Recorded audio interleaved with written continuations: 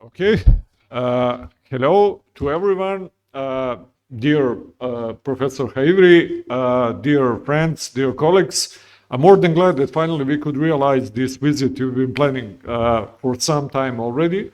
So finally, Professor Haivri for the first time in Belgrade and in Serbia, and shalom.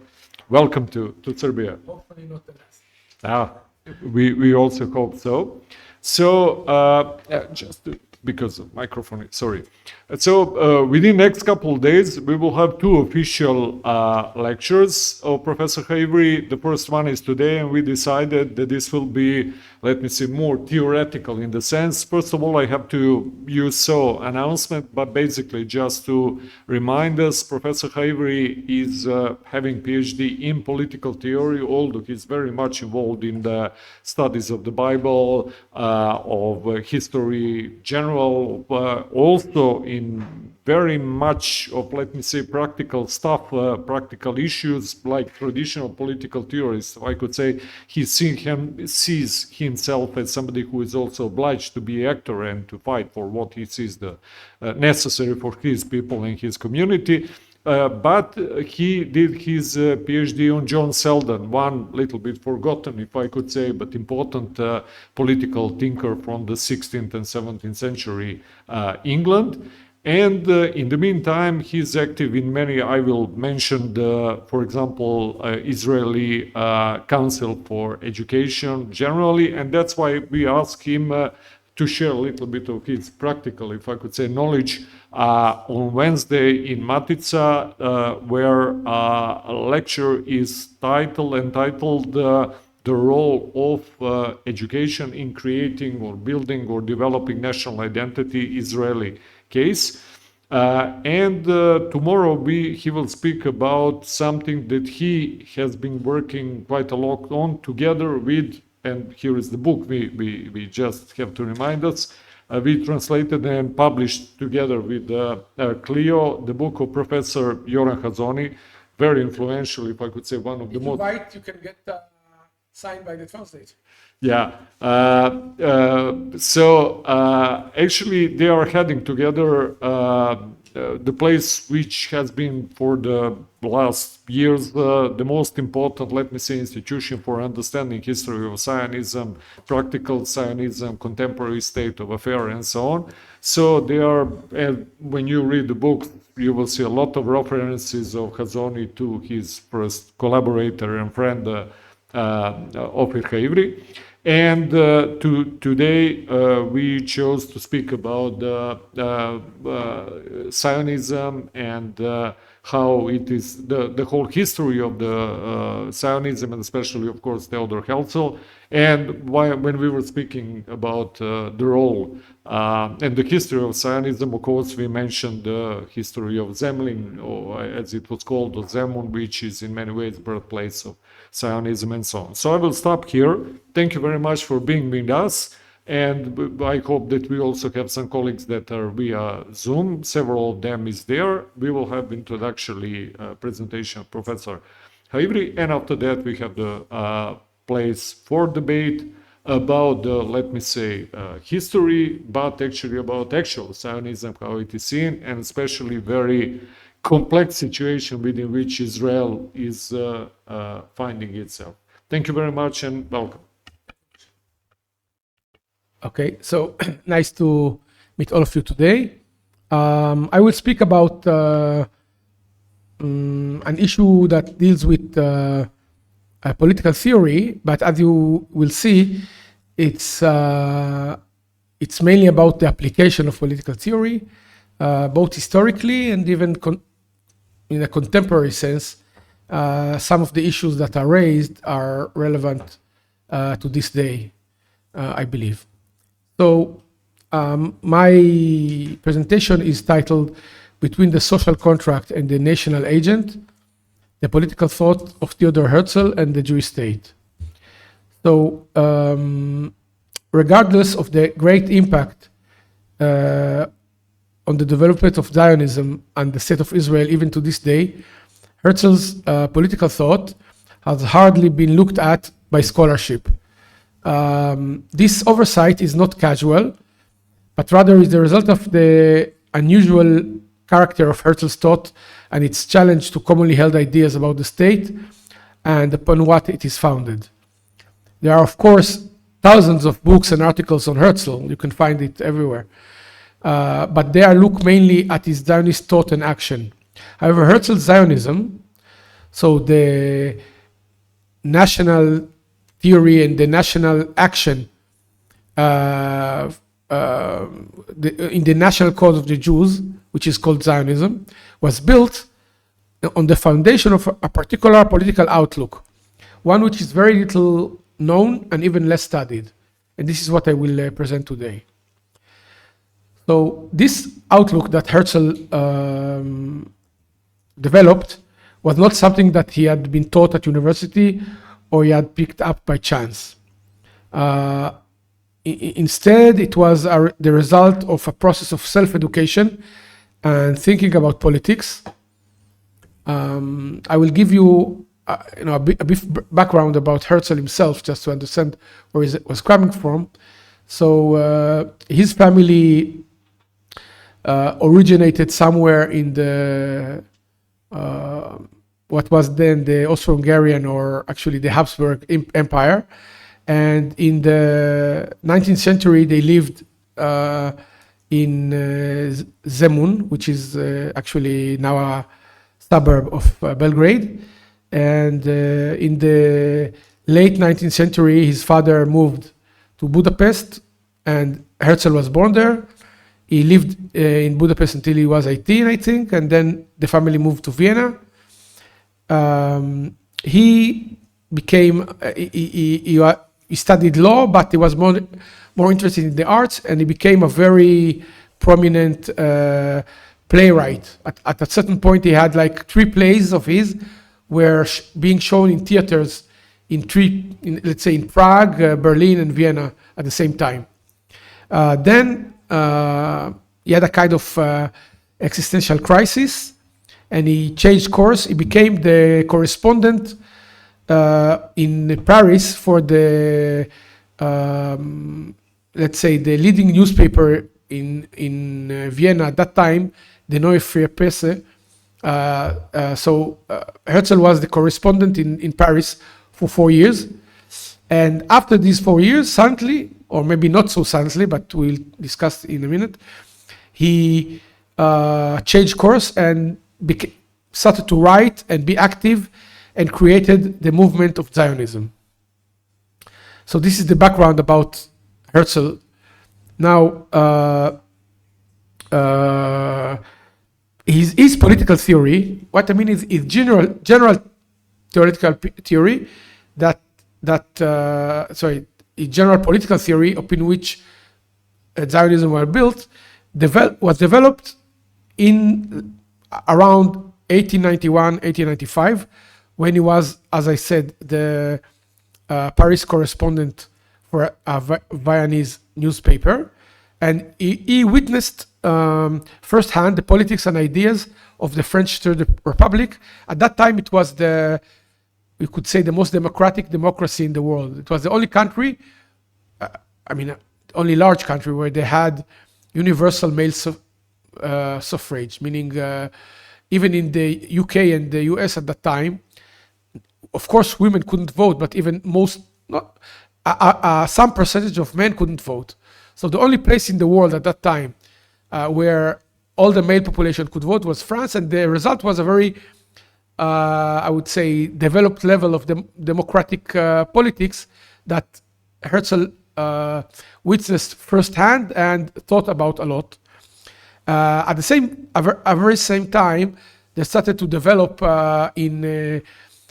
around Europe, but most interestingly in the most developed, let's say, capitals, meaning Paris and Vienna, a new kind of anti-Semitism that was, let's say, until he was about 30 years old, let's say, Herzl believed with most liberals in his period that anti-Semitism was something that was rooted in religion, and as societies become more secular, it will disappear. So anti-Semitism is something that is usually, who is anti-Semite?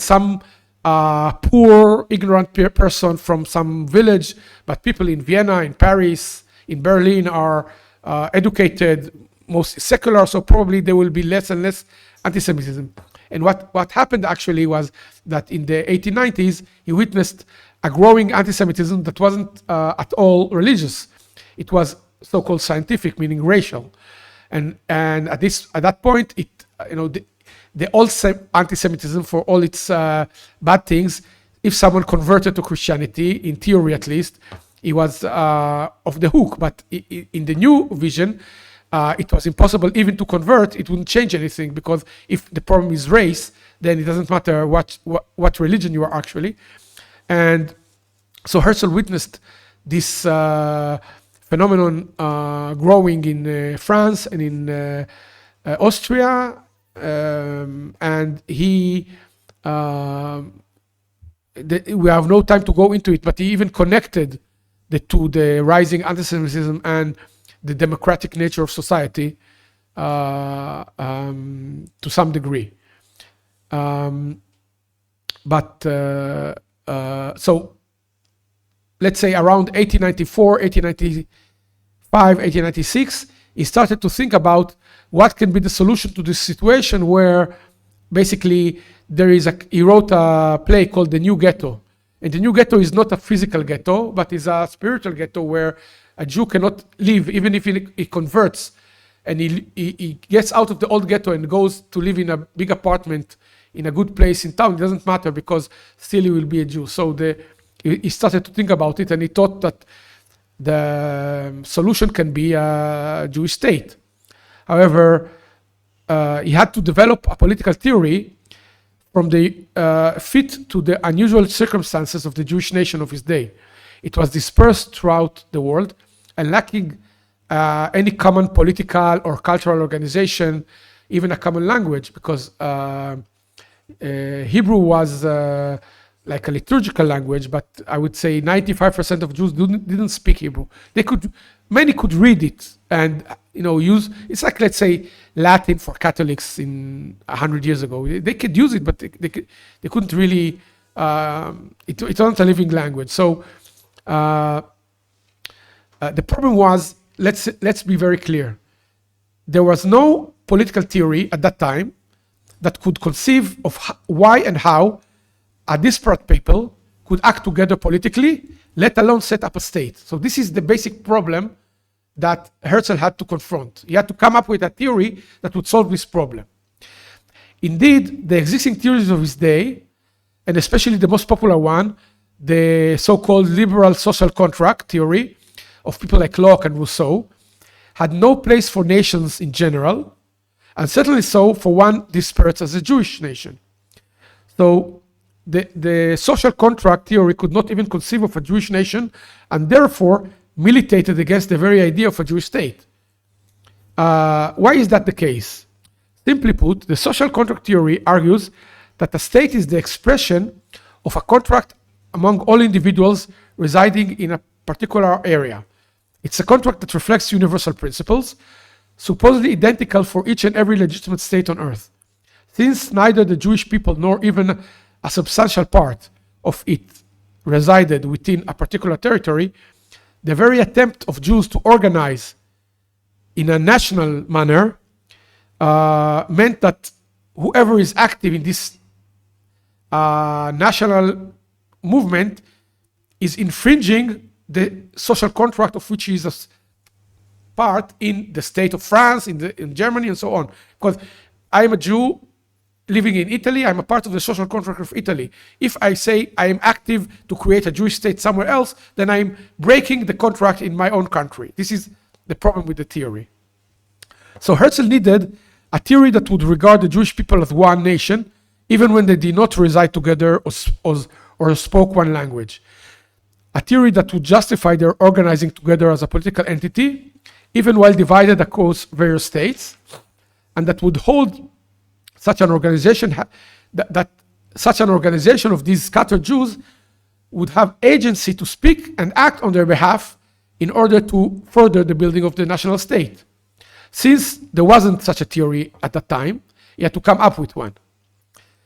So Herzl basically could not start to create Zionism without creating before a general theory of political action. So he proceeded to found one. Now, some aspects of Herzl's theory had predecessors, but its explicit articulation was a new one. So his new theory, we don't have time to go too much into it. If you want later to ask about it, I can explain some more. There are roots in various legal and political theories, as well as in Jewish thought. However, this theory was first clearly and explicitly articulated by Herzl himself in his two most important books. One is Palais Bourbon of 1895, which is a book written on Palais Bourbon is the building of the National Assembly in France. So these are articles that he wrote while he was writing about French politics, and a lot of his political thinking evolved in these articles. And in the last ones, he gets to this idea that I will explain in a moment. And a year later, in the book The Jewish State in 1896, which basically described his theory of a Jewish state. Both books served as preparatory to the first Zionist Congress that Herzl summoned in the Swiss city of Basel in 1897. And this Congress went on to establish the Zionist organization. Essentially, the Zionist organization is the Jewish National Agency. Thus, while Herzl himself referred to his theory mostly by using the term negotorium gestio, it's a Roman law term, which is translated as something like managing of affairs. For clarity and consistency, I will term it as the theory of the national agency or the national guardian. So I have stated that the social contract as a political theory cannot support Zionism. Why is it so? Since the social contract is founded on the sovereignty of rational individuals, it argues that such individuals combine with others like them to produce a political society through a social contract between all individuals residing in a territory. As such, this theory, this liberal theory, and liberalism in general, it recognizes only two political actors, the individuals and the state, and rejects all other attachments to family, to religion, or to nation. Meaning, it doesn't say that they don't exist, but it's kind of like, I like to collect stamps, and he likes to collect butterflies. He is Orthodox, I am Catholic, but it's a personal matter. But politically, it should have no impact at all. It has no value. This is the liberal theory and the social contract theory. Basically, such connections, even to your family, certainly to your nation, should be irrelevant to political life. And indeed, they are potentially harmful to the supremacy of the contract. At most, social contract liberal theory may claim that the population of the state is itself a nation. So usually, liberals claim that all people living in France are the French nation. So the French nation is defined by the state, which means that, let's say, someone who is of French national identity, but he lives outside of France, is not part of the same French nation, but an immigrant from Rwanda that came 2 years ago to France is part of the French nation. Because again, for the liberal, the defining collective is the state, made of individuals, and it has no place for the nation in the cultural and meaningful sense. So what is then the theory that Herzl developed to replace this theory of contract? To understand it, we have to start with Herzl's premise, which is that nations exist irrespective of states. In other words, unlike the claim of the social contract that the state deserves the supreme political allegiance of individual, Herzl was what we call today a nationalist, meaning he holds that a nation is something that can exist without a state, that is not the same as the state, and does not cease to exist when the state is destroyed. Of course, there can, and indeed there are, national states, but the source of the legitimacy is the nation, not the state. So the Jews are, of course, an eminent example of this view, since they continued to exist as a nation long after the state has been destroyed, and even after they have been dispersed out of their homeland. However, there are many other examples of nations that are not coterminous with the state. We can find such as examples in Europe. The Italians, for one, were regarded as a nation for centuries before the first creation of a state of Italy in 1859. You can find in the 17th, 16th, 15th century, a lot of people talking about Italians. They mean that there is something called Italians, but there are no state of Italy at that time. The same with the Polish nation, which continued to exist even during a century and a half after Poland was partitioned between three countries, and it was partitioned between the neighbors. And of course, closer to home, the Serbian nation, the first Serbian state was created as early as the 7th century, and in subsequent centuries, so alternating independence and subjugation under Bulgarians and Byzantines and Ottomans.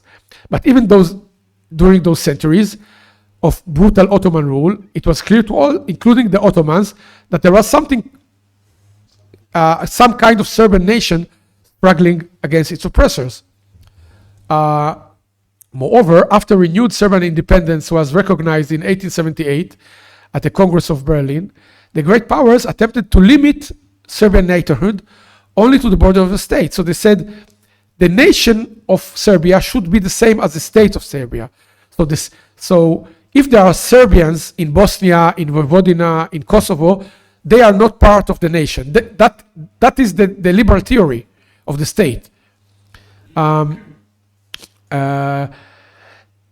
Ironically, the actual realization of the union of all Serbians coincided with the creation of a larger state that was not anymore a Serbian state, but actually closer to a social contract state, meaning that Yugoslavia became not greater Serbia, but something that denied the legitimacy of a national state. I would say that some aspects of the Serbian national struggle are unlike the Jewish one, but others are similar. And if you want, it might be worthwhile to discuss such similarities later in another discussion. However, at this point, I want to go back to my main claim that unlike any other nation, Jews presented an additional challenge.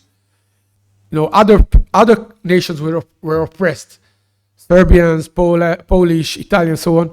But the Jews had the particular problem that they lacked any territorial area where they were a majority and they could organize themselves politically. So without the possibility of organizing even a semi-national organization locally, how were they supposed to create a common national organization? In some cases, some nations were very close with their national church, so the church infrastructure served actually as a kind of national infrastructure. In Greek, for the Greeks is an example. But the Jews don't have even that, because the Jewish religion is not organized it doesn't have a patriarch and a general organization. So Herzl had to come up to an answer about this. And so his answer was to employ a legal theory known in Roman law as negotiorum gestio, managing of the business. And it's also known in other legal traditions.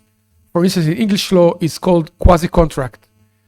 And there's also a Jewish version. And his innovation was taking this legal theory of agency or guardianship, which existed in private law, and applying it to the public political arena. So this legal theory of negotiatum gestio or quasi-contract concerned cases in which someone could not take care of his own business or property when it was endangered. For example, let's say that someone died and his property passed to his son, but his son was a minor. Or if someone was abroad, in the period where there are no phones, someone was abroad for a year or two, and someone else tries to take control of his house or his property. So, and these individuals did not appoint someone as their agent or whatever. So there is no one with authority from the owner to act in this case. So in such circumstances, the theory proposes, this legal theory, that it's justified for a bystander to involve himself and take steps to safeguard the property as agent for its owners. It's clear in cases where, let's say that you're walking in a street and there's a house on fire, and you try to put out the fire. No one told you to put it out, but it's natural to do it. So there were in history legal cases where the owner of the property said, yes, when this guy put out the fire, he destroyed the carpets in the house. I didn't give him the authority, so I want him to reimburse me for the damage. So the courts invented this theory of, it's called quasi-contract or negotiation gestio, saying he was doing something for your benefit. So it's as if you appointed him as your agent, and of course, not only he doesn't have to reimburse you, but if he incurred any costs, you should reimburse him. So the main point of this theory is that there was no prior authorization, because of course we know that there are agents and there is a trust. It's a known legal procedure. But here we are in cases where there is no prior authorization to this agent. So in order to define the type of authority enjoyed in such circumstances by an agent that becomes active without prior authorization for the benefit of someone else, the court divides the status of gestor or quasi-contract. And so the difference between this type of agency and a regular trust or wardship is, of course, that in such cases, the activity has not been sanctioned by a prior agreement or authorization, and it can only be justified a posteriori, afterwards. So a similar legal principle also exists in the traditional Jewish law. In the principle, it's called zachin. So Herzl took this legal theory and extended it into the political realm by arguing that a nation that is unable, due to the circumstances, to regularly create a political representation to defend its interests, can be represented by a self-appointed agent, as long as the latter acts publicly for the benefit of the nation and afterwards subjects himself to its authorization. Meaning, of course, anyone can say, I'm acting for the nation, and in a sense, all dictators in history did that, right? So the point that Herzl wanted to differentiate between this kind of action and just someone being a tyrant or something like that. So he said that one, the action have to be for the benefit of the nation. Two, it has to be publicly. It cannot be a conspiracy or secret thing. And thirdly, he demands the authorization afterwards. This was indeed the manner in which Herzl justified the first Zionist Congress, because when he started the Zionist movement, there was no way of deciding who will be the people who will come to the Congress.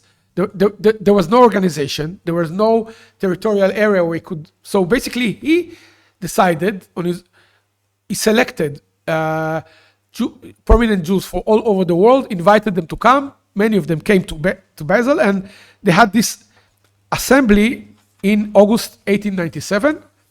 And this assembly created the Zionist organization.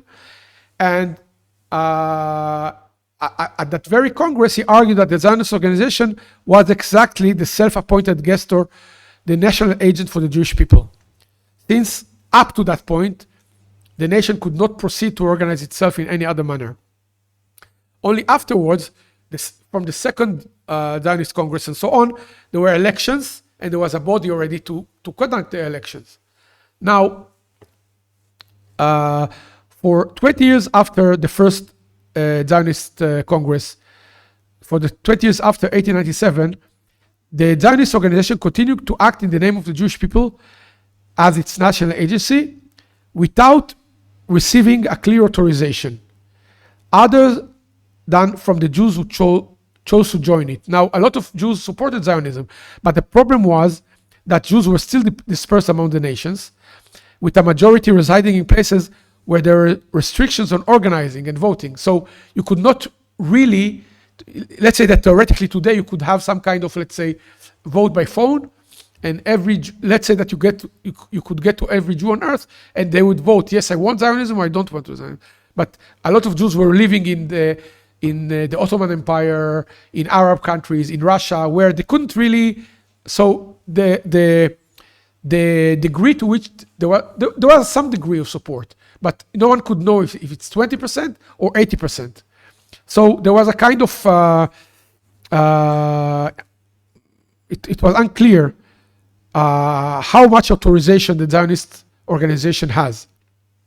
Now, during the very few years when Herzl was active, he actually was active only for about 7 years. He died in 1904 when he was only 44 years old. So in a few years, he did succeed in interesting a few governments, mainly the British, but not only, about the possibility of setting some territory as a protectorate to create a Jewish state. But after he died in 1904, and the successive failures of diplomatic efforts by his successors to gain any significant effect, it appeared to many that the organization he founded would inevitably wither and die. However, exactly 10 years after Herzl's death, a great event occurred which suddenly thrust the Zionist organization into relevance once again.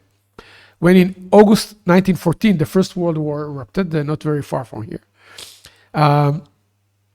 there were started efforts by the Zionists to organize Jewish battalions that would join the 10th side in the war, and which they did, of course. A few battalions joined, so the Zionists became allies of the of Britain, of France, of Serbia, and so on in this war. So by November 1917, barely 20 years after the first Zionist Congress, Britain and later other great powers like Italy and France gave their recognition to the Zionist cause. And in 1920, by the San Remo Conference, the Allies and later the League of Nations formally recognized the Zionist organization as, quote, the Jewish agency for creating a national home for the Jewish nation. So they gave formal recognition to the Zionist organization as the agent of the Jewish nation, exactly as conceived by Herzl's new theory that he had articulated about 25 years earlier.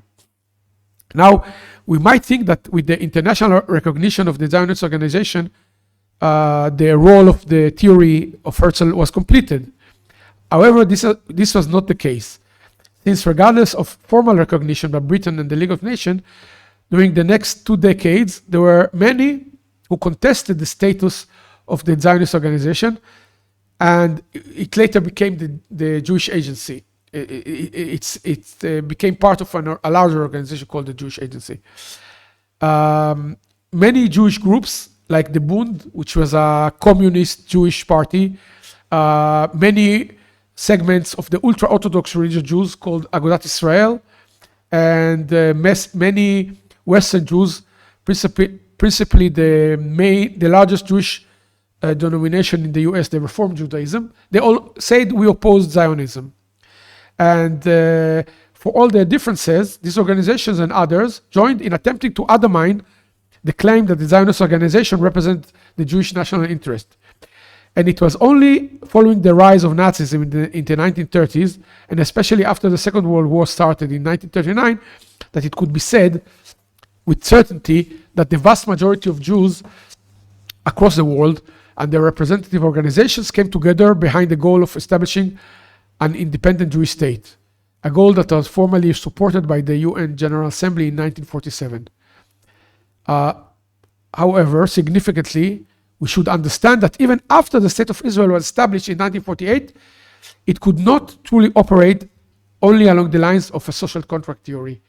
And it still cannot, to this day, because of its nature of a national state. What I mean is that as long as significant portions of the Jewish nation still live outside of Israel, currently about 50% of Jews live in Israel and about 50% in other countries, Israel still operates to a great degree according to the national agency theory of Herzl, rather than any approach like the social contract.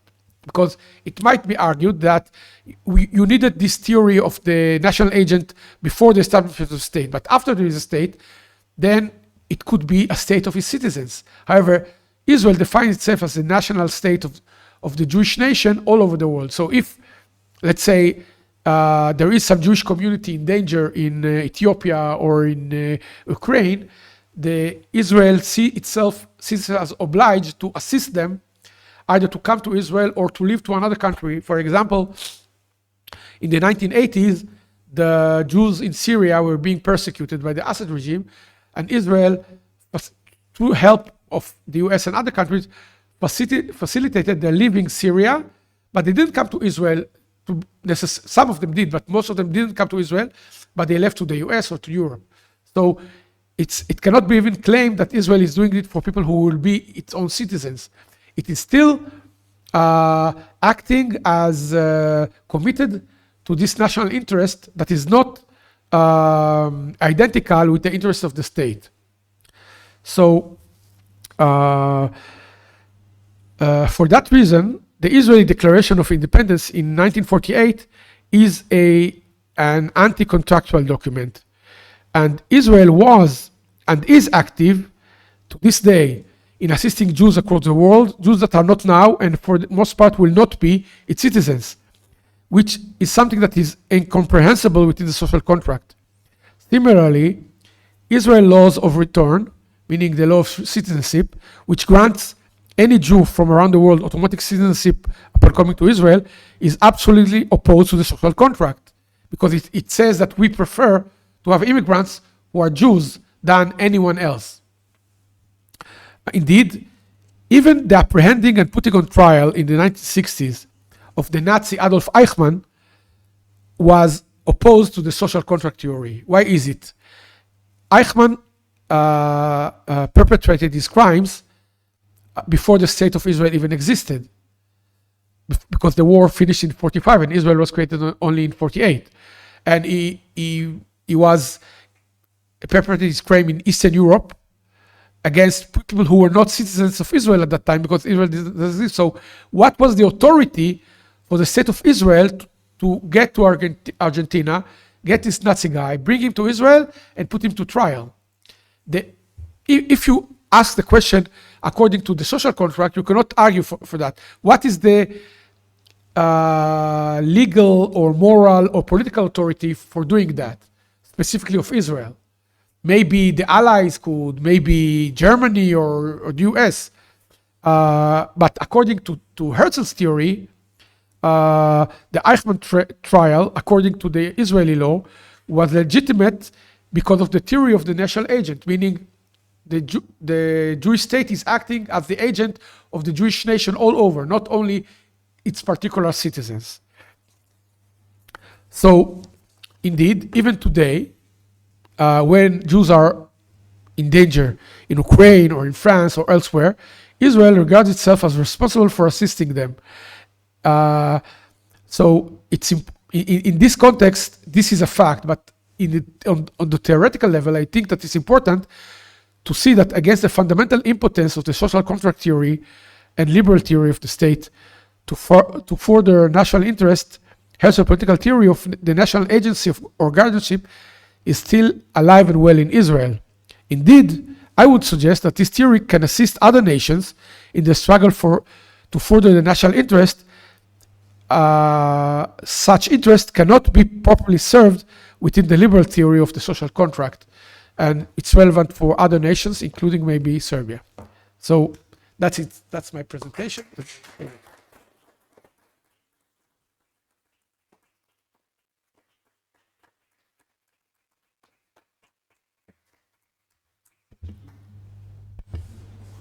Thank you very much, Professor Haivry.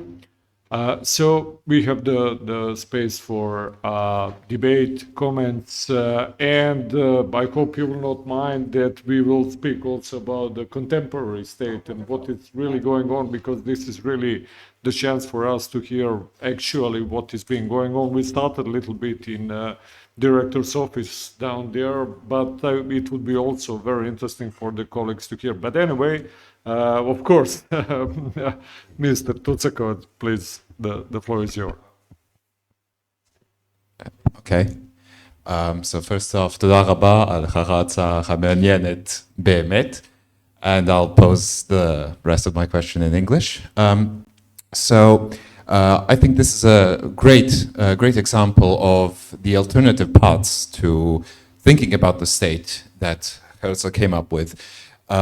My question is, given this theory that is rooted in, let's say, Roman law, but also in other different traditions, what would you say was particularly Jewish about this idea that traces back to ideas from Jewish thought that Herzl could maybe rely on for this idea to have some purchase among the Jewish leaders and the Jewish populations that he obviously had to organize with? He couldn't very well do it completely by himself. This is my first question. And the second question I would say is, how would you say that this theory, to the extent that it still continues to operate today, seeing Israel as the national agent of the Jewish people, how would you say it complicates its relationship with states that do still subscribe to basically a kind of logic of the social contract? Are there questions of legitimacy as to the proper way, let's say, to think about the state that complicate this? That's it. Thank you. Thank you. Thank you very much. So, first of all, I mentioned it briefly, but as I noted, Herzl used the term negotorium gesture from Roman law, but actually the same theory exists in the common law tradition called quasi-contract, and also in Jewish tradition. But in fact, within the Jewish tradition, it is already developed, not theoretically but symbolically, quite significantly, because, of course, the classic stories, and explicitly this classic story of the Jewish tradition, is exactly a kind of negotorium gesture by Moses, which is a guy who comes. No one on earth appointed him, and he comes to Pharaoh and he comes to the Jews, and actually Herzl in the Jewish state says he calls Moses the great gestor of the Jewish nation. However, Herzl on purpose tried to downplay the Jewish and especially the Mosaic element of his theory, because he was worried that this might be seen as a kind of theological and even messianic argument. And there was a lot of opposition within Jewish circles that Herzl wanted to or thought of himself as a kind of a messiah figure. So, for example, although it is clear that Herzl did think that he was the gestor of the Jews, he always referred to the gestor as the Zionist organization. He wrote explicitly in his own diaries and so on. It's clear that he sees himself as a gestor, but in his public writings, he writes that not a single person, but rather the Zionist organization is this negotorium gesture. So this is I would say he tried to underplay the Jewish element because of this danger, I would say, but it was clearly there. Now about this, I would say current problems that might be caused by this theory competing with the social contract theory. I think that it's clearly creating some problems for Israel with the European Union and with various international agencies. But I think that Israel is not the only country which has this problem. Maybe a lot of times it's more clearly delineated. But clearly, I think that the treatment of, let's say, Hungary's immigration policy, or Serbia's attitude to Serbians outside of the borders of Serbia, the treatment by the, I would say, commentariat of the European Union and the academic establishment is one that takes as a kind of axiom the fact that some version of the social contract theory is the only legitimate basis for the state.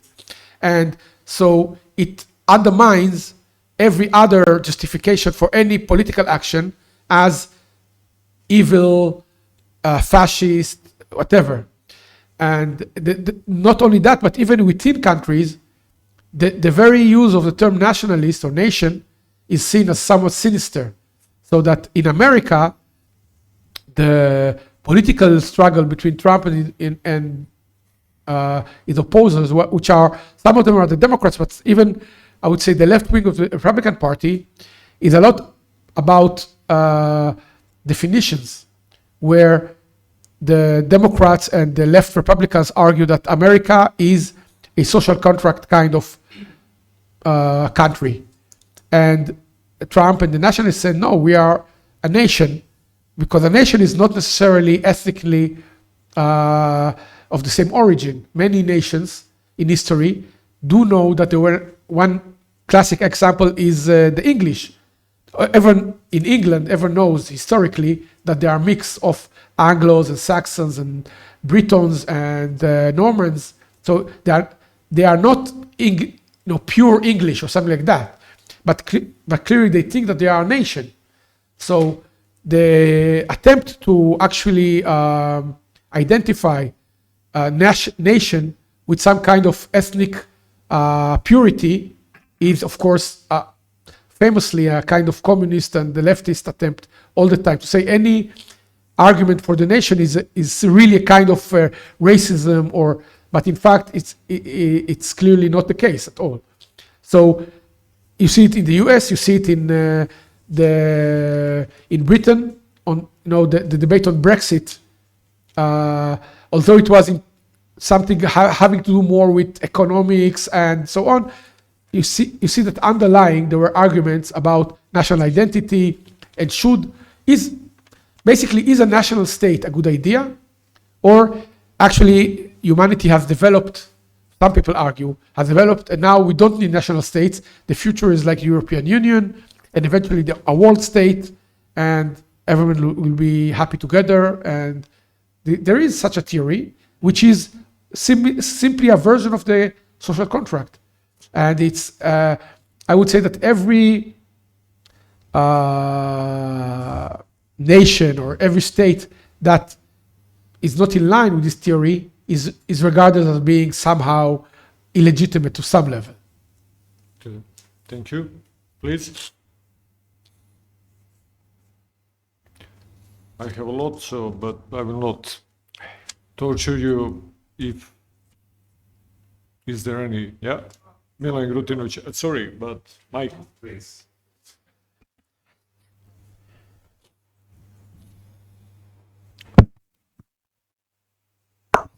Thank you. My name is Milan here from the Institute. I'm a historian.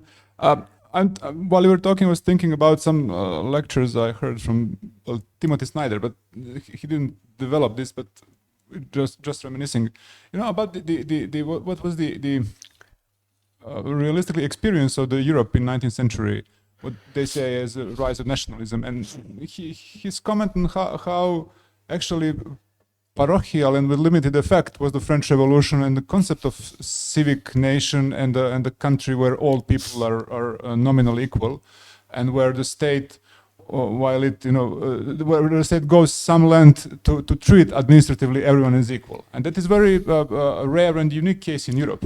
While in academia, we can pretend that it is the universal value and that is omnipresent and that is almost always been so, or for the last 200 years. Well, we know it wasn't. I mean, Europe wasn't really liberal and democratic until 1991, and then some, so to speak.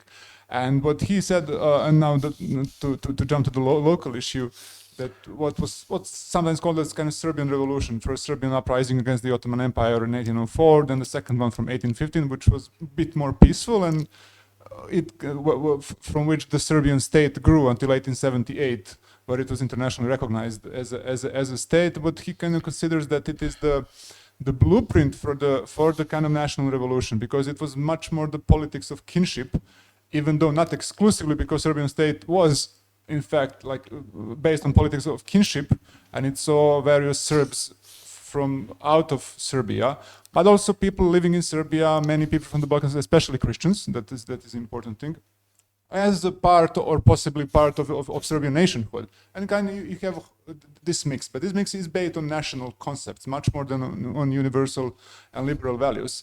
And this is where you have all the states in the Balkans, in the Eastern Europe created up until 1918. And this is what what Thomas Schelling said, like the common point of the politics in Europe. Nation state is the basic unit. Even France, with all the whole revolutionary tradition and liberal tradition, and the pretense that we are all equal, you see in practice how it is not so. And within this sort of context, imperial versus national in European context, where do you put Theodor Herzl there?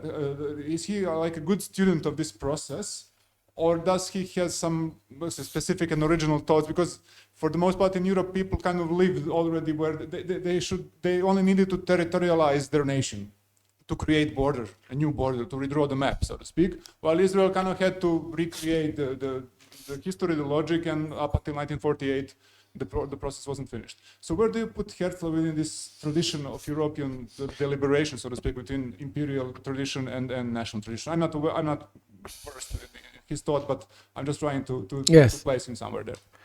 So for the first thing is that Herzl recognized that even the countries that were theoretically most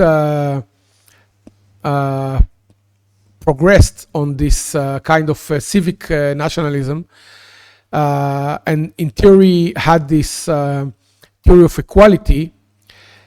In fact, those states, and France is a good example, had to basically destroy all particular identities, meaning the French state for 150 years extinguished local languages, Breton, and other identities, because in theory, it shouldn't matter, but in practice, the so-called liberal state, in fact, always strove to have a very high level of uniformity, although it has a discourse of tolerance. In fact, it has tolerance only within imposed uniformity, which was, I think, obvious to everyone until the 1960s. And France has had, I think, the last 10 French prime ministers, maybe one or two were ethnic French. All the others are of Spanish, Polish, Ukrainian, Jewish, Greek, whatever. But the point is that they did succeed, all these immigrants, to Frenchify them, and the local French identities were destroyed, so that almost no one, I mean, maybe in Corsica still, but in most areas where people spoke local languages, that's gone. And actually, only in the 1960s, I would say, people started to believe the theory that they always talked about, but they didn't believe, and they said, yeah, it's okay for people to live within this liberal state with these differences.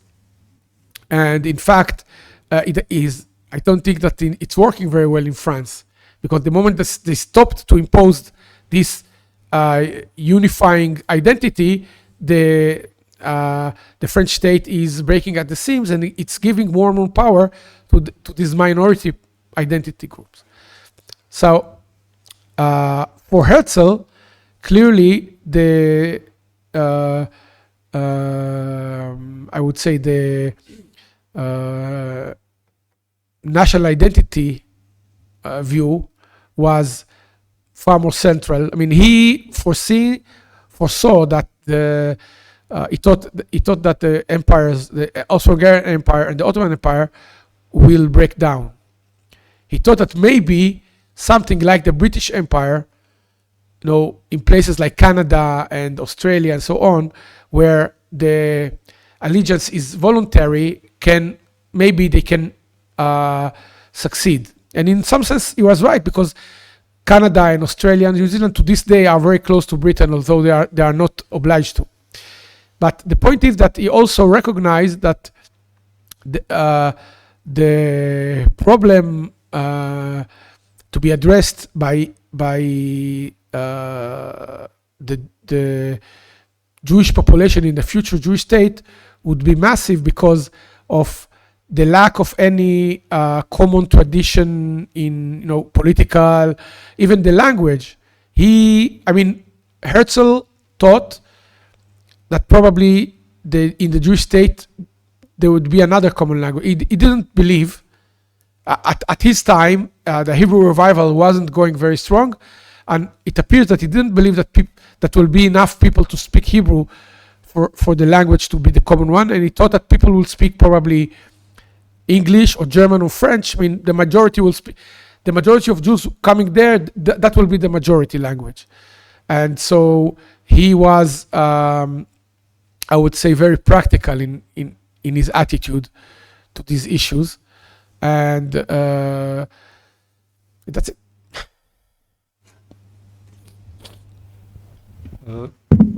Thank you. Raiko, please. Raiko Petrovic from this institute. Thank you very much for your presentation. I'm dealing in my investigation with Spain, Portugal, Latin American countries. So I would like to ask you, does Spanish and Portuguese official policy to give citizenship to the people who have roots in Spain and Portugal, Sephardi Jews, affects Israel? Does those people actually go from Israel to live in Portugal and Spain? How much of them? Thank you. Sorry, if I may add to use this, we are jumping into so many things. Since actually Spain recently recognized Palestine, and there were a couple other countries, could you just tell us what does it mean in the sense, which kind of country, where are the borders? What does it mean? Because I see that very much connected with this new issue, I think so. Sorry. And sorry. Just to add one more thing, Spanish Prime Minister Pedro Sanchez is actually the leader of pro-Palestinian campaign to recognize the Palestine as an independent state with Norwegia. Sorry. So, first of all, I always propose to distinguish between long-term policies of countries and some particular, political leader that changes for a few years. So, I would say that Spain in general was never. For various reasons, some of them ironical, out of the European Union, I would say that Spain was always one of the countries with the least pro-Israel policies, because Israel, under the Franco regime, there were no relationship with Israel at all. And afterwards, there was some kind of I would say when Spain joined the European Union, they had to establish relationship with Israel, and there was some outward effects of contrition about the history of Spain and the Jewish people and so on. But effectively, Spain was never regarded as out of all the major European countries as close to Israel at all. Even I would say the most pro-Israel prime minister of Spain ever, which was Aznar, even under him, Spain was, in line with other countries, but there wasn't anything similar to the. Today Israel is quite close on many levels with Germany, with Italy, with Great Britain. It used to be far closer with France, but with Spain there was never very close, I would say, and Spain had always a kind of, I would say, I don't know if you call it maybe passive aggressive, but a kind of, on the one hand apologizing for the Inquisition, but also apologizing, to the Jews, but also to the Muslims, and having a kind of very active pro-Arab policy most of the time. So the current line of the Spanish government is of course more extreme than in the past, but it's like there are 2 or 3 countries in Europe now with very extreme left-wing governments, like Ireland, Norway, and Spain. But I'm surprised at how I would say at how not effective.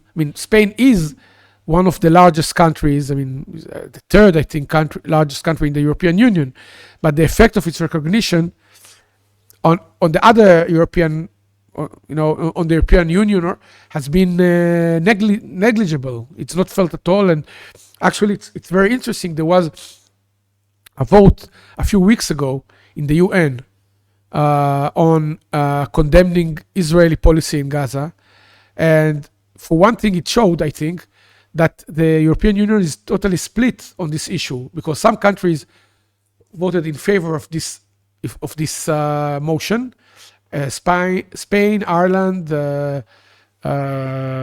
Norway, maybe Portugal, maybe France. Most other countries were neutral, so Germany, France, Italy, and so on, and several important countries actually voted for Israel. Poland and Hungary, for example, Serbia, of course, but it's not a member of the European Union yet. But what I'm saying is there seems to be no EU foreign policy, because you have, on the same issues, it's not even let's say that there is a disagreement. So Europe could say, okay, we all abstain, for example. But if there are countries saying voting here, so it's basically there's no policy. So I'm saying that the effect of the Spanish policy is a lot for show. But by the way, Spain didn't change any economic policy, or there wasn't anyway a high level of military or something. So it virtually had no effect, just for Sanchez to talk, to people about other things than the state of the economy, maybe, to change the subject. Now the dual citizenship question. Yes. So in both cases, as far as I know, the effect has been negligible. The point is that many Israelis have dual citizenship. So many have now the Israeli and Spanish or Portuguese. By the way, I could have, because one of my great grandmothers was evicted from Portugal in 1509. But I don't need to. I don't think it's a good idea to have a Portuguese passport. That maybe that's only me. But what I'm saying is, the fact that more Israelis have dual citizenship.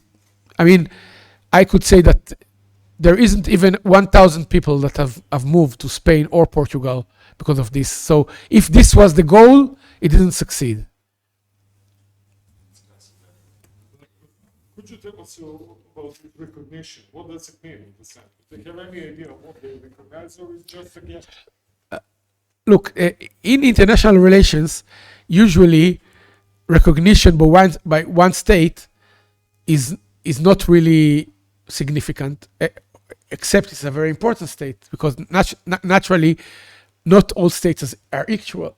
And so if China or the US recognizes someone, it's more effective than if Spain or Ireland. Now, as you know, you have a very close example with Kosovo, which is recognized maybe by the majority of countries in the world, but in fact it's not really a state because it doesn't have the serious recognition of the most important countries. So it's a quasi-state, you could say. So the same thing, Spain maybe thinks it's important, but it's not important. It's a second-tier European country. I would say that even if France tomorrow recognized the Palestine as a state, it wouldn't be decisive, but at least it would have some more meaning, since France is a member of the Security Council, so a permanent member of the Security Council, and so on. So I would say it's the same as Ireland recognizing. It has really, I mean, they're not even demanding that the European Union as a collective do something. It's simply posturing that. Yeah.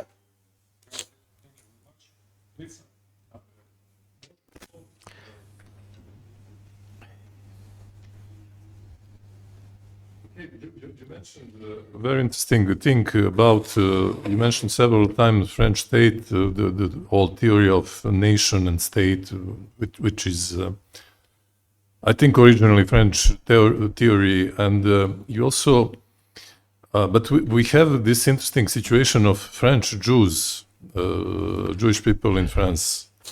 Do you feel the movement of people from France to Israel? Do you register this movement? Because in France they're speaking a lot about leaving Jewish people France, because this exclusivity with the Jewish is not so clear. You have French citizens Jewish, but they are also they have obviously the second nation identity with the Jewish nation. And now they leave France because they are under pressure of Muslim population. And do you register that movement in Israel? That's the first question. And the second question is, I mean, you in this example you can see the double identity. You have some people who are basically French citizens. They think they are French, but the circumstances change in France, and they discover that they are Jewish also, and they have this second nation, Jewish nation. And the second thing, Israel, the Zionist state, is now really in how to say, with this Muslim pressure on you, with this all the Muslim countries. What is your perspective for the future? Can you exist in that environment in the future with this theory?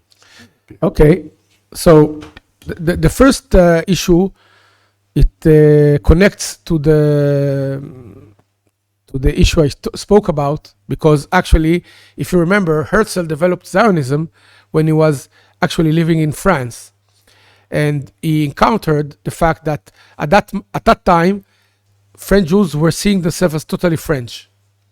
Basically, they were saying, I am French of Jewish religion. Like, they can be a Protestant French.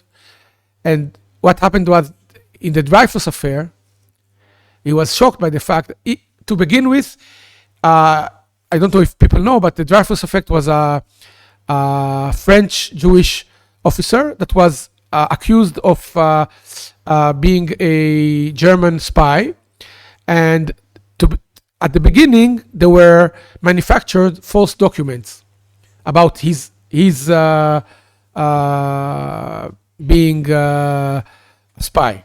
So in the first months, even years of this affair, most people believed that Dreyfus really was a spy.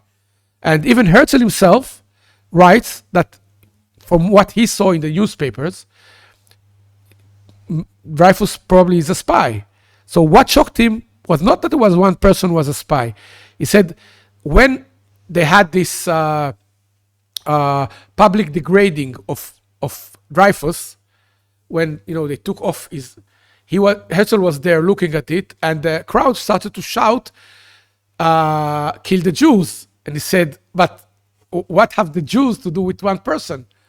So this shocked him, that suddenly all these French people who are living in France for hundreds of years and have never done it are like suddenly they are described as the Jews. They are like a group, and they are somehow collectively responsible for something that at that point he thought that Dreyfus was a spy. He said, "See, there is one spy, suddenly all Jews are."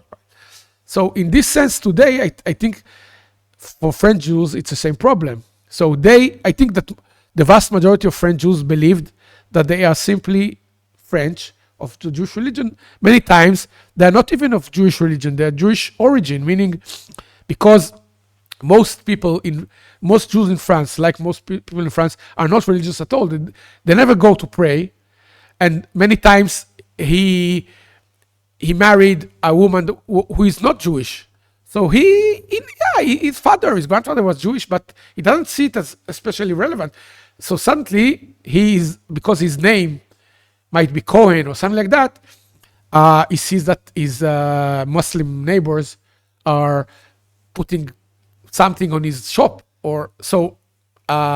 he's in a way being pushed out of being a French citizen, because the idea of French citizenship is not protecting him, and he doesn't have a double identity. He has only one identity, but he's being pushed of his French identity, and then he has to say, either I have to live in France and be in danger of being persecuted for no reason, because I'm not even Jewish, my father was Jewish, or I have to look elsewhere. And indeed, a lot of Jews are emigrating from France. I would say that in the last 2 decades, about 20% of French Jews have left. Many of them are left to Israel, but not all of them. A lot of them emigrate to the US or to Canada, to Quebec, actually, because they speak French. So clearly, this is a failure of the French model of citizenship, because if this model is worth something, it is that everyone is supposed to, his identity is not important, only the French identity is important, but suddenly it is important. Now, about Islamic pressure, I am actually very, I would say, confident that it's not a problem at all, and I will explain. Israel's situation used to be far worse in the past. So many people don't know that America wasn't a good friend of Israel until the 67 war. Actually, Israel was allied with France until the war in Algeria. And there used to be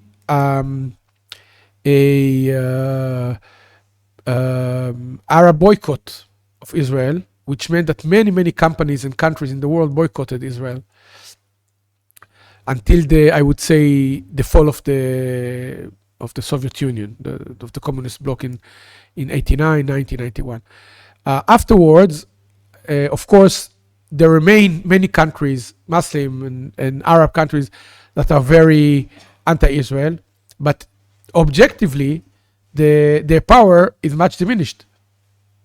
It used to be the case that Israel there was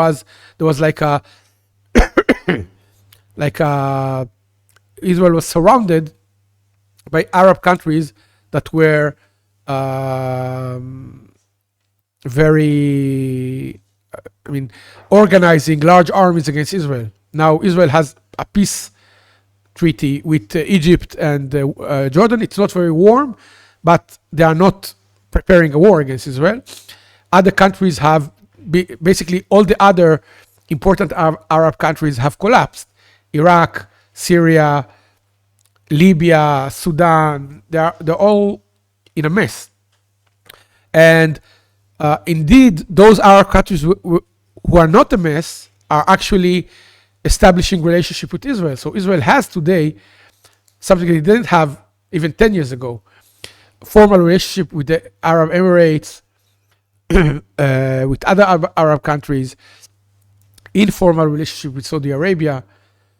And so these countries are, not very publicly, but in fact, they are supporting Israel now, meaning at least they're not supporting Israel's enemies, and see Israel as an ally against Iran.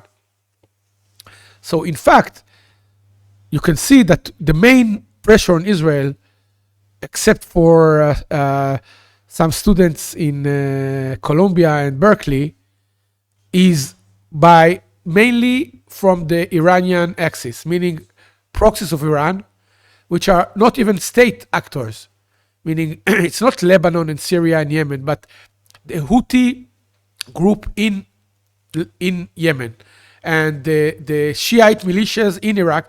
So all these groups are proxies of Iran, and they are pressuring Israel out of Tehran. So I believe that actually when, hopefully, the head of the, I don't know how to call it, of the octopus or whatever, when Iran is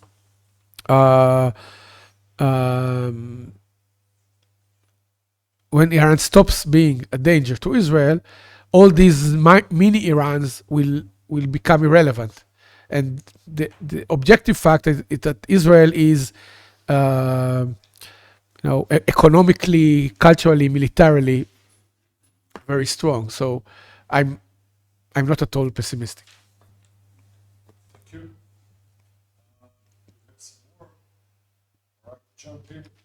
I'm sure there will be questions about the contemporary state of what's happening and so on, but I would like to use the opportunity still a little bit about the history of Zionism as a specific, if I could say, ethnic nationalism and nationalism of diaspora, which is very interesting and so on. But before I pass to, I definitely have to mention, speaking about this very important debate about ethnic and so-called civic nationalism from the 90s.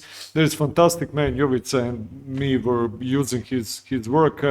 Bernard Diak, professor from Brandeis University, actually of Jewish origin, who has some really fantastic articles from mid of the 90s. One is The Myth of the Civic Nation, for example.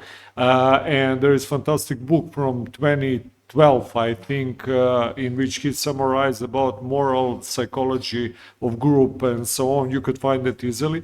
But he really showed very nice that actually today so-called civic models of the national states are much more oppressive than ethnical, and France is exactly the case in which you have a lot of different races learning that their ancestors were Gauls and something like that, which is really, again, the pressure that is felt within the France properly, how to redefine its identity, because really, as Ophir said, internally, you could see more and more that there are different ethnic and cultural groups being defining themselves.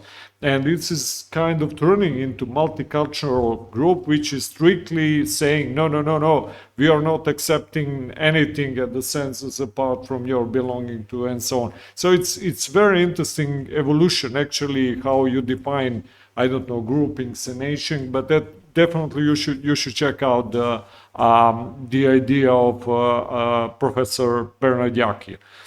Two things connected with the history of Zionism. One was, of course, it was the project that was long-lasting in a way. We mentioned Rabbi Alkali and everything that was happening in the mid-19th century when the first ideas really started to be seeing about idea the Jews regroup themselves, and especially this way of imperialism and, as you said, scientific racism, which was changing the old, mostly Catholic-based anti-Semitism, really contributed to the sense of, endangeredness and need to, as Yoram also has on in his book, show that. But actually, as we all know, it was not Israel altogether or Palestine, as it was called at that time. There were a lot of ideas around. So could you just explain us, there were ideas, as far as I remember, about Mauritius, or for example, Stalin also had his idea to move all the Jews into south of Siberia, I think so. So could you tell us about that, different projects about where to settle the Jews and concentrate them from Jews themselves, and also about other actors like Stalin, for example, or others that have been involved. And the other thing, Nicola, that's what we first listened to him, had really wonderful presentation about the different streams within the, let me say, Jewish community or diaspora at that time. So could you comment about and give us a little bit about competing ideas or ideologies at that time and even today's, because we see that within Israel proper, especially what you mentioned, this uneasiness among the Democrats in USA, when you see that they are strongly supporting some civic movements or maybe some other ideas. We mentioned Bund, for example, a long time ago. But could you tell us about competing ideologies, or let me say, moves within the Jewish movement or Jewish community altogether? So I would say that in around Herzl's time, there were various proposals from, let's say, mainly from Jews, but also from some non-Jews, and we can basically put them into two groups. One group were those who were coming from the humanitarian angle. So most Jews at that time lived in Eastern Europe, mainly under the Russian Empire, and they were suffering from recurring anti-Semitic attacks, pogroms, and this. And many of them were trying to get out of there. And so there was a problem that many of them did go to France, Great Britain, Germany, the US, and these countries didn't like the idea of having some more million Jews coming there. So they, in a sense, liked the ideas of some Jews to find areas where these refugees from Eastern Europe could settle. So there were, I would say, in this sense, people coming from the humanitarian angle and people coming from the anti-Semitic angle, meaning the Tsarist leadership at that time didn't want Jews, or at least that many Jews in Russia. So they thought that Zionism might be a good solution for them to move Jews out of Russia into the Ottoman Empire. So they were not Zionists because they simply didn't want the Jews there. On the other hand, Jews and non-Jews were philanthropic, were saying, okay, objectively, the situation of the Jews in the Russian Empire is bad and is going to get worse, so we have to find a solution. So the most I would say, famous example is someone called Baron Hirsch. He was at the time probably the richest person in the world. He was richer than the Rothschilds. And his idea was to create in Argentina, to buy great tracts of land and create like agricultural colonies for Jews there. And he did create the colonies, but very few people went there, because you have to understand that the idea was that most Jews lived in towns or cities. And a lot of these social reformers wanted not only to move the Jews from Russia to elsewhere, but also to change their way of life. But many of those Jews were intellectuals or whatever, even someone who's a factory worker, he doesn't want to be a farmer. He wants to. So the problem was that in many cases, those places did not develop. There was someone thinking about buying some area, the same in the US, and creating some kind of area of Jewish settlement. But Jews that came to America wanted to live in New York and Pennsylvania. They didn't want to go to some. And after the Soviet Union was created, Stalin designated an area between Siberia and China called Birobidzhan to be a Jewish autonomous zone. Again, for him, it was, in theory, he thought that there were too many Jews in the European area. Simply, I think maybe 50,000, maybe even more, Jews moved there. And actually the language was Yiddish, the language spoken there. And to this day, if someone goes to Birobidzhan, you will find maybe 300 Jews there. But still the street names and so on have these titles in Yiddish, because it's reminding. But again, all these attempts didn't succeed, because Jews were basically interested in either moving to Western countries or in Zionism, coming to Israel. So these were the ideas to settle Jews elsewhere. However, most Jews argued that the solution would be not to emigrate at all, but to find some kind of solution in their countries. So, for instance, most communist Jews in Eastern Europe, in Poland and Russia, many of them were members of the Bolsheviks and so on, but the largest group were member of a party called the Bund, was basically a Jewish communist party that was allied with the Bolsheviks, but it was like a separate party only of Jews. And they believed that when socialism comes, they will be part of the new socialist utopia, and that's it. So they didn't want to move anywhere. So they were very much opposed to Zionism. They said the idea that we have to live here and live, we don't like it. So this is one. Another was many ultra-Orthodox Jews whose basic theological view is that after the temple was destroyed, Jews philosophically went out of history, and they have to remain out of history until the Messiah comes back. So basically,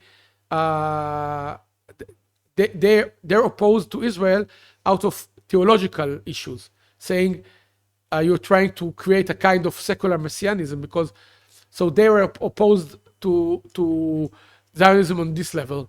And if you want, on the opposite side, there were the ideologies of those who are like assimilators, meaning many Jews in the West mainly, but not only, said, in fact, we should assimilate totally. And in fact, some of them said we should give up our Jewish identity. So there were proposals. For instance, one of Herzl's allies, Israel Zangwill, first was a Zionist, then he created the Zionist Territorialist Organization, who said, no, we shouldn't concentrate on Israel. If you give us Madagascar or whatever, Uganda, whatever, we'll go there.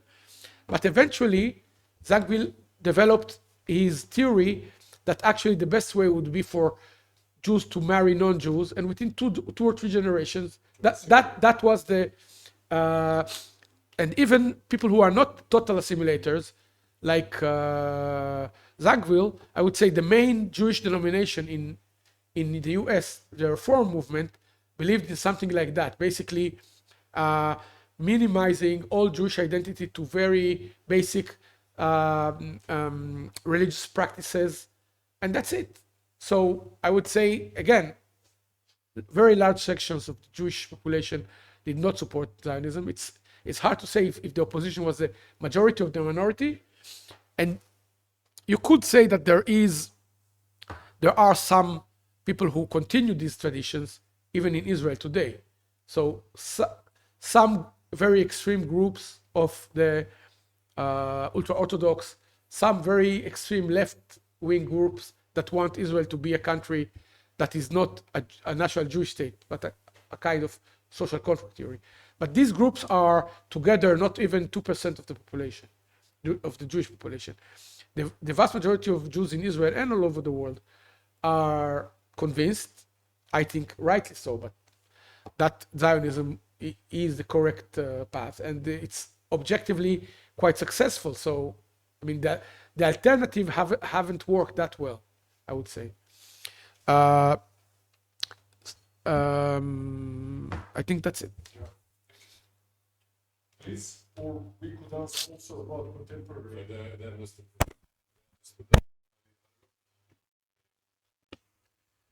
I read, как скажи, прошлое время, I read some book about Kafka biography, and Kafka wanted to go to Israel. Yes, he was a scientist, because he understood that he cannot live in Germany. He is in danger, but he died before. I think maybe this idea of Jewish state is really born in Germany in the time of Nazi. Yes. Yes, to be realistic and really necessary for Jewish people. Herzl said that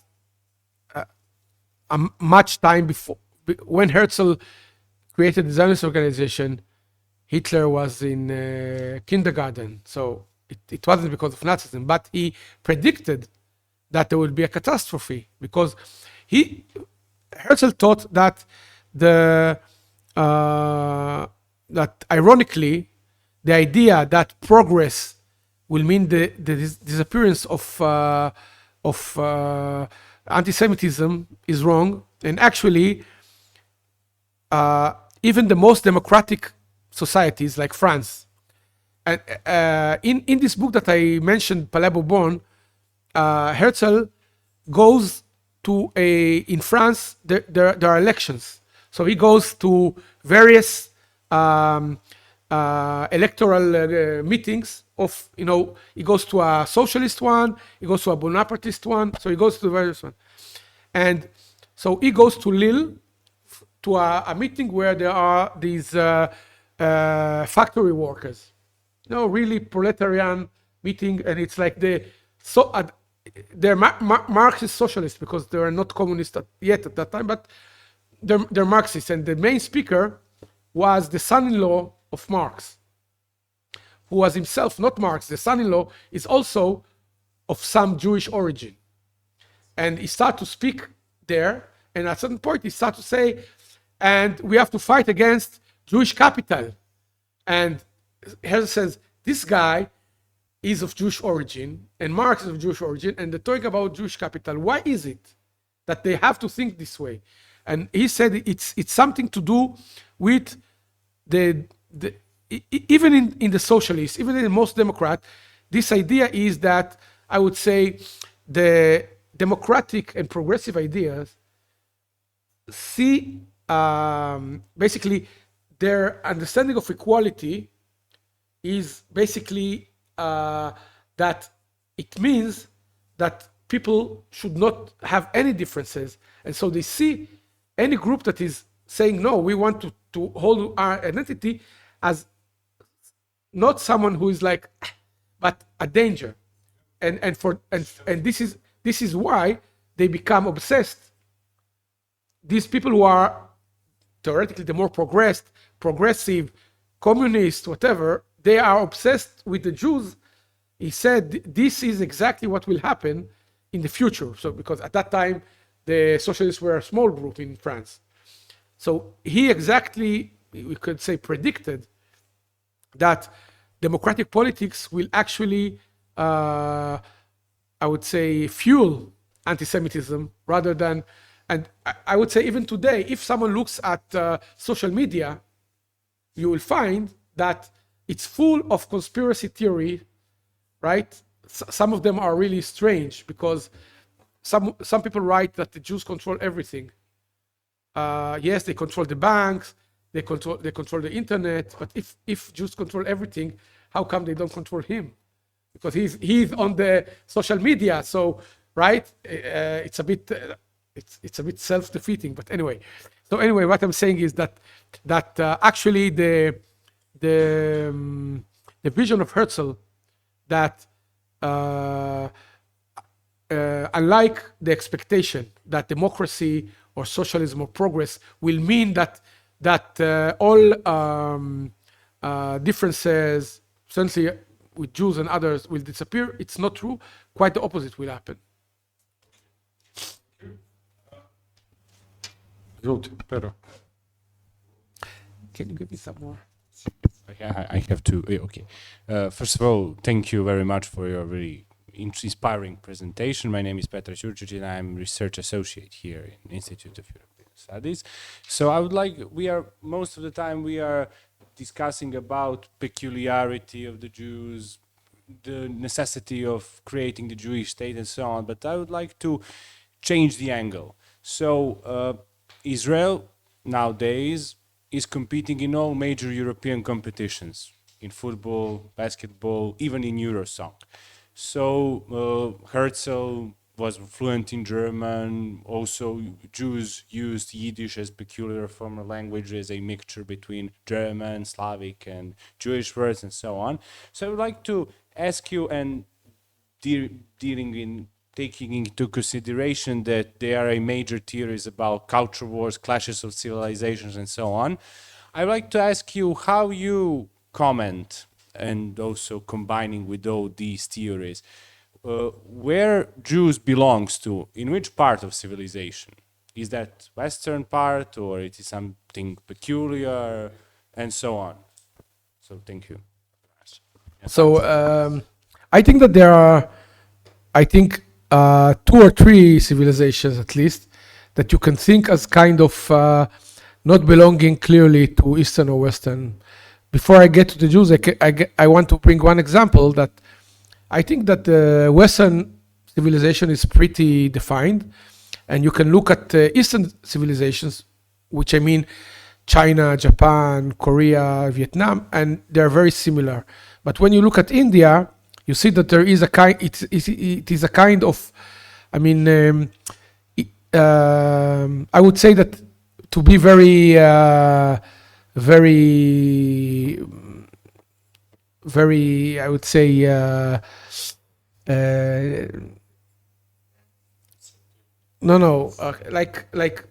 not refined.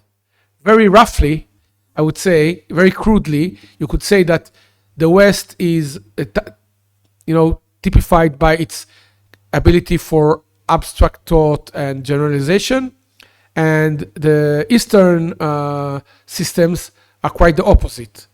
So there is no, in all of Eastern thought, there is no something like a universal theory or universal God, or even Buddhism is not Chinese, it came from India. So all these civilizations never had this idea.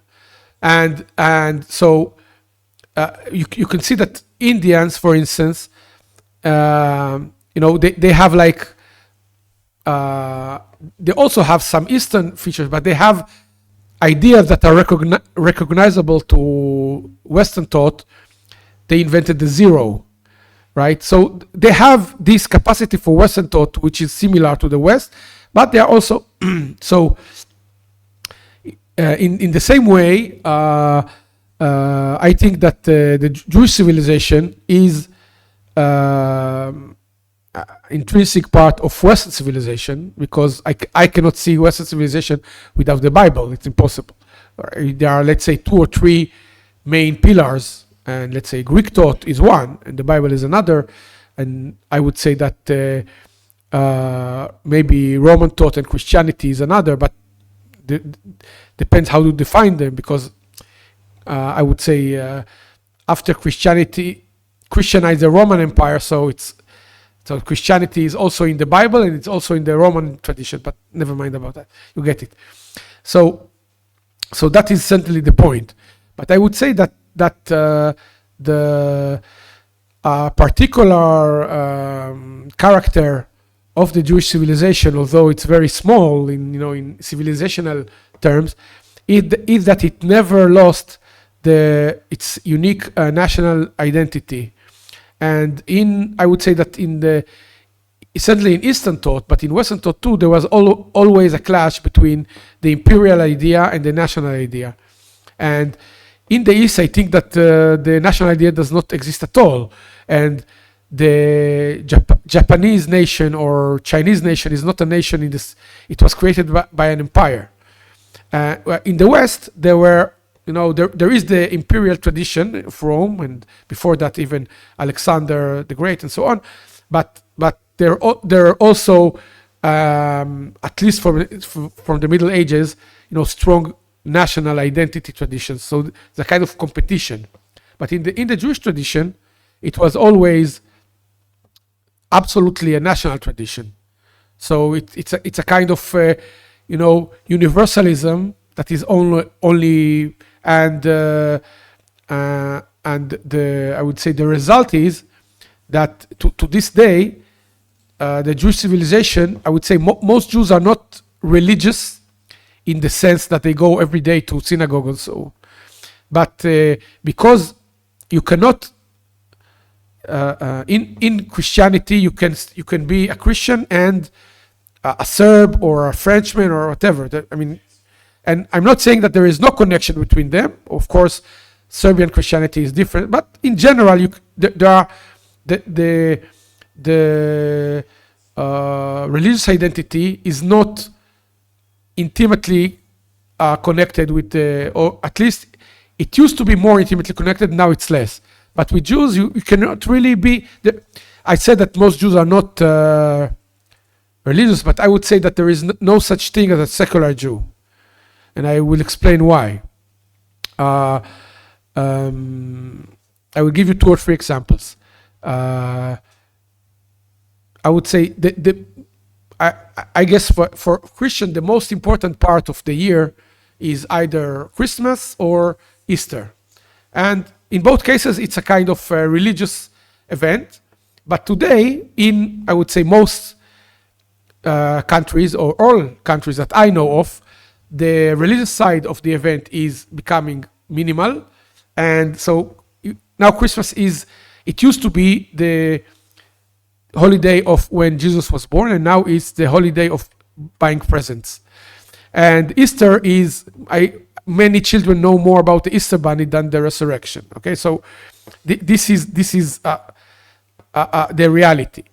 So in Israel, the similar day or the date would be, for example, Passover.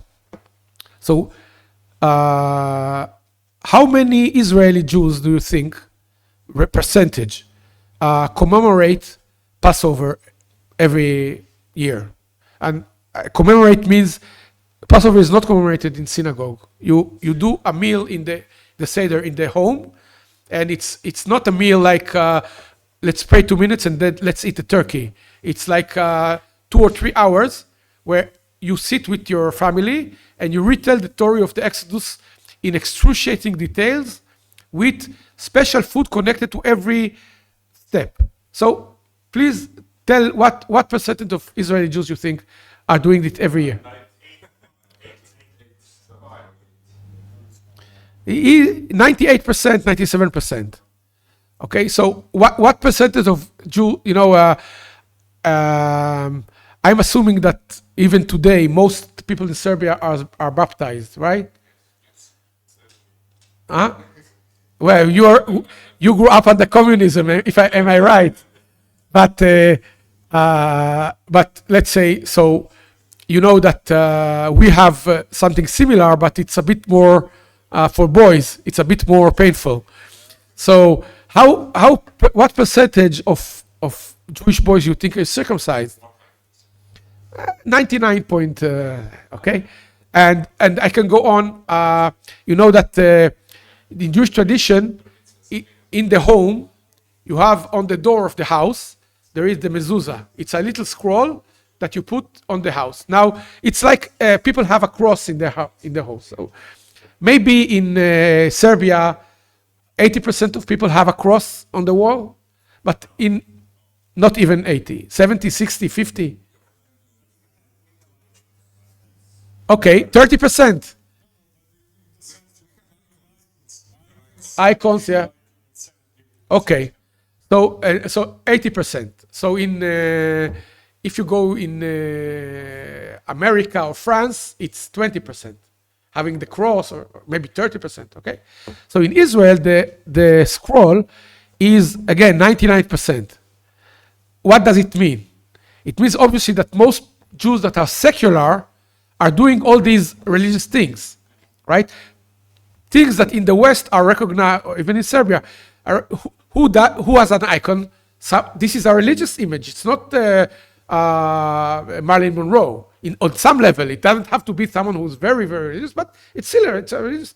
So this means that in Israel, even the vast majority of secular Jews are engaging in very significant religious practices. And if you ask them, do you believe in God? Many would say no. So why do they do it?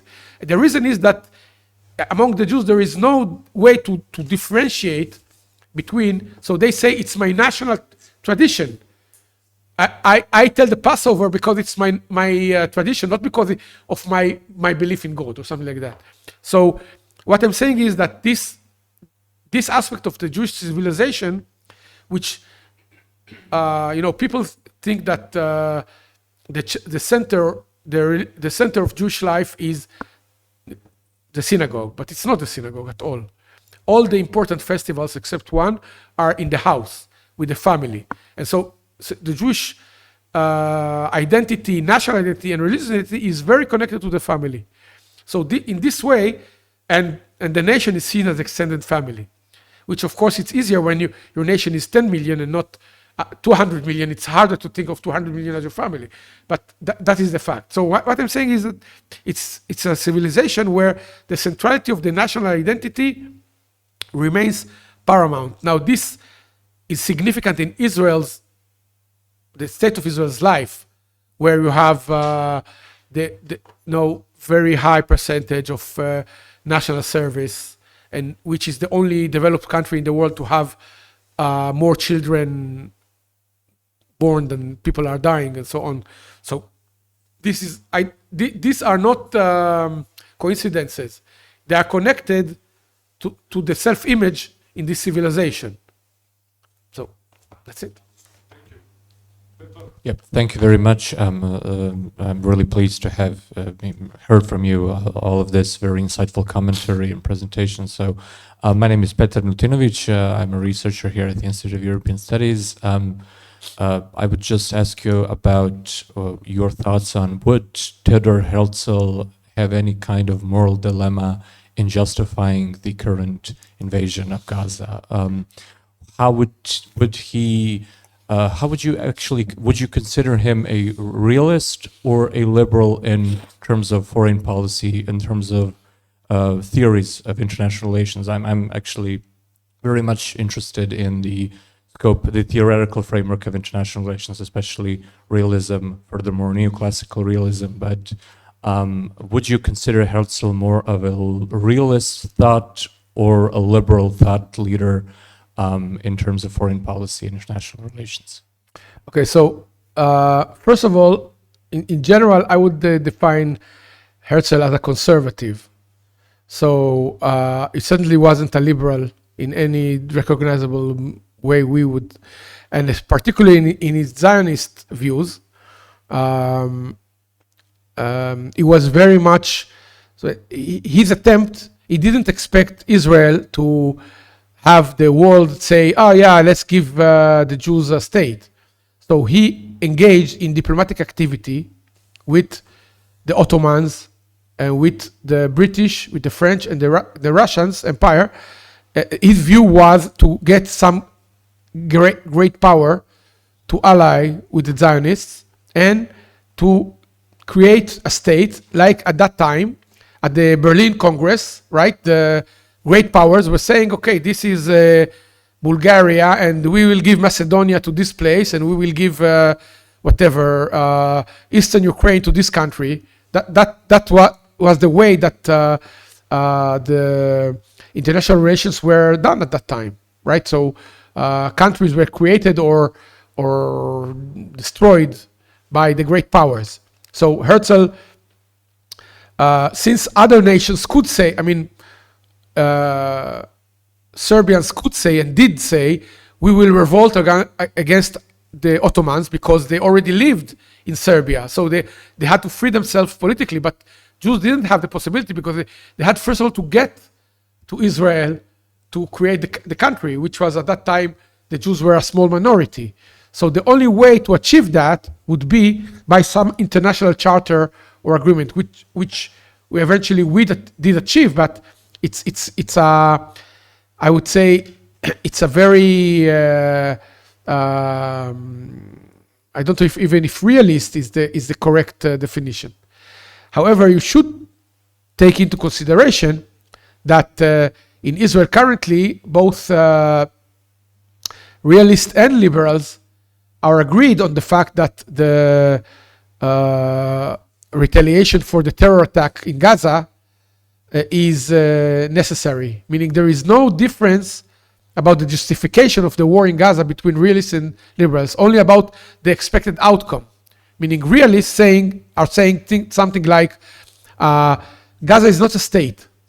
It is a kind of terra nullius because even the Palestinian Authority, who is not a state, does not control it.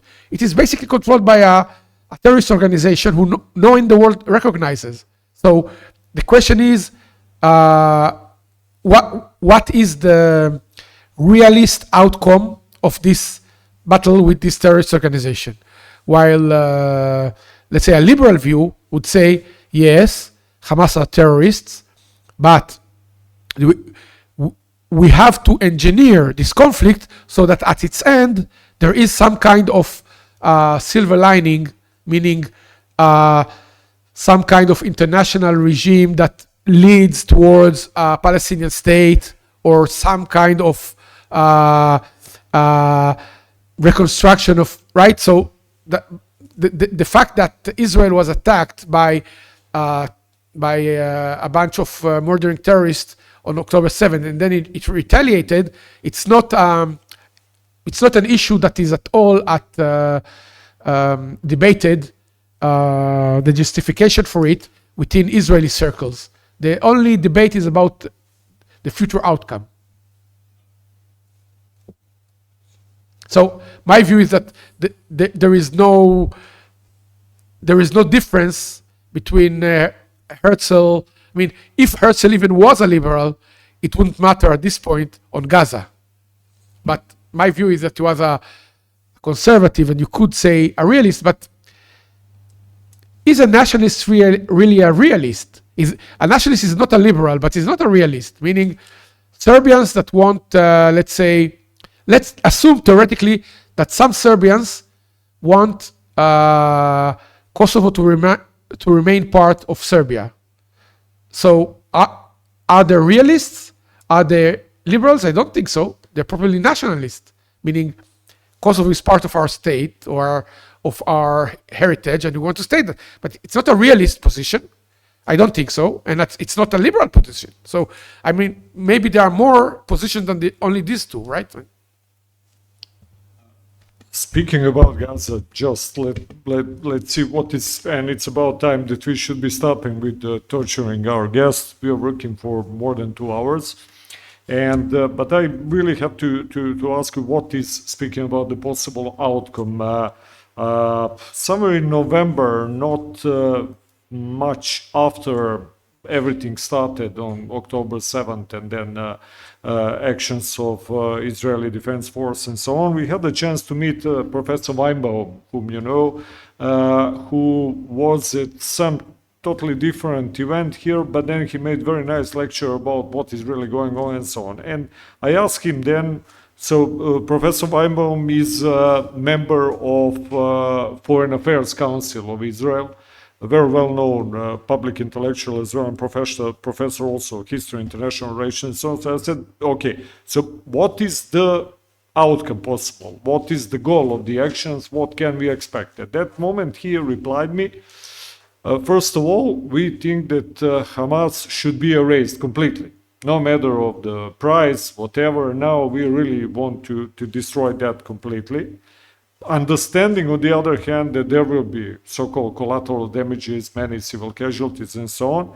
And that's why we have to do that very fast. Otherwise, we will have more and more so-called international community, audience, public turning against us, and so on. So we are now almost approaching 1 year since it started, actually. So how would you, how should I say, I couldn't say define, but explain what was really happening. How would you see the results of the actions of Israeli Defense Forces and Netanyahu 1 year after that? Do you see that as a successful outcome? How much is it going to last? And finally, what we already started, can we be, frightened that it can eventually all turn into some bigger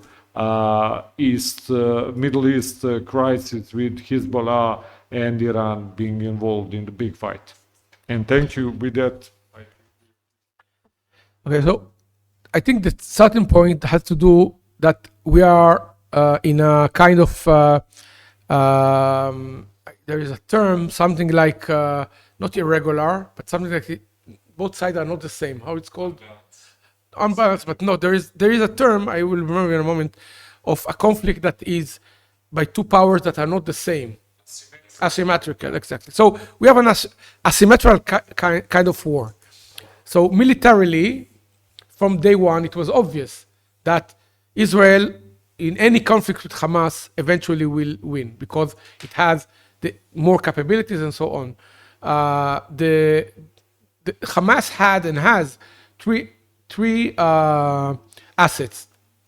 One, it really does not care how many civilians die. I will explain in a moment why. Secondly, it has it assumes that time is working against Israel, and third, it has the backing to some level of the Iranian axis so in theory, maybe Hamas expected Israel to also be attacked from Lebanon, from Syria, from elsewhere. We saw there were some missiles from Yemen and so on, but maybe they expected. But to begin with, it was clear that Israel, with its military power, would crush Hamas. So Hamas started a war, an attack that it knew that Israel they expected the damage to be far bigger. In strictly military terms, October 7 was, I wouldn't say a failure, but what happened is that about 3,000 Hamas armed terrorists went into Israel, and they killed about 1,200 Israelis, most of them civilians, little children, women. And now, objectively, think 3,000 people with guns kill only, so it's like every 2 persons killed 1 Israeli, which is not very, you could think that what you see sometimes in America, one guy in a school, he kills 15 people. How come they, so they were intending to create far more damaging. They believed that they could hold some of these Israeli villages for a longer time and create a different. They didn't expect so many Israeli civilians to fight back. But basically, that is what happened. But aside from it, it was clear from day one that they would lose any direct confrontation. And so to begin with, they plan to have a lot of hostages because that is one leverage. And secondly, you see, one of Israel's main asymmetrical problems is that Israel itself and the other countries in the world treat this conflict as if it is between countries, but there are no countries. Israel is a country, but Hamas is not a country. And so if Israel has a conflict with Egypt, the Egyptian side, we can make calculations about what their interest, because the Egyptian president, he has to care about the population. He knows that if his, power station is hit, people will, so every country, Israel and Egypt and every normal country, there is a kind of balance of interest that you can really understand what is the rational agreement that can be achieved between the two sides. But with a terrorist organization, Hamas has no responsibility at all, formal responsibility for the population. If the population starves in Egypt, people come to the president of Egypt and say, "You are the." But in the Gaza district, that's not the case, because the head of Hamas is not the president of Gaza. He's just a terrorist. So no one comes to him. So people come to Abu Mazen, but he says, "I don't control the area." So they come to Israel, right? But Israel says, "But we are waging a war. Are we now responsible for the infrastructure?" So the problem with this asymmetry is that we are in a situation where the other side says, if 30,000 Arabs die in this war, okay, it doesn't matter. I mean, maybe I'm not happy about it, but as a Hamas member, I can see how it helps me. Something that a normal country, having 30,000 dead is like a tragedy of epic proportions. If 30,000 people died in Serbia, the government would fall and it would be chaos. But in which Serbia is larger than the Gaza Strip. But Hamas, since it's not a government and it has no responsibility and no one is coming to it, I mean, you don't. Why isn't the Hamas leadership actually indicted in all the world courts? Because it's not a state. So you understand that there's no one to indict actually. And so in this situation, we have a kind of unbalanced or asymmetrical kind of conflict where the other side is building the same issues that create pressure on Israel to somehow become responsible for the area it's invading are exactly what Hamas is building on to extricate itself from what it has created. And so Israel basically sees the situation today as the war in the real sense is over. Meaning it might go on for another 2 years in a technical sense that sometime 15 Israeli soldiers enter Gaza and kill 5 terrorists. But in the sense that the Israeli army entered Gaza and there are maneuvers and there are large, if you can see in the last months, the number of dead in Gaza has remained almost the same, because now there are only surgical operations against terrorists. So again, the issue becomes what will be the long-term resolution or long-term perspective for Gaza Strip. Clearly, the result of the war is that it has been destroyed. And let's remember, to begin with, it wasn't exactly Switzerland. So objectively, it's a big problem. But in the last 15 years, all the aid that entered Gaza was used by Hamas. So they showed, Hamas, meaning they have on YouTube, you can look, they received pipes for water and they used them to shoot missiles. So they took out the pipes because, you understand, so the problem is that having Hamas in some kind of structure, Israelis at least think that it would mean that Hamas will rebuild their capabilities and we will have October 7th in 10 years again, and which is Israel will not accept.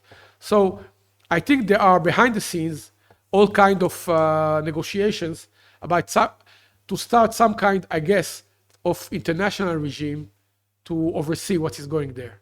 But Israel is at this point looking mainly at the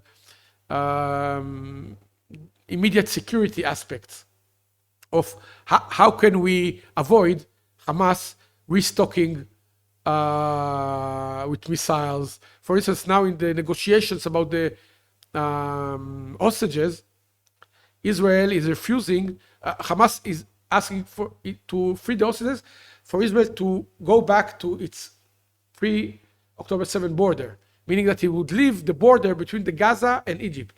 And why is that? Because that border was the main area where the armaments came into Gaza. So for Hamas to rebuild itself, it needs to control that border. And that is the reason that Israel is not willing to do it, because it expects that if it moves out and there's no one else there, it means that Hamas will rearm.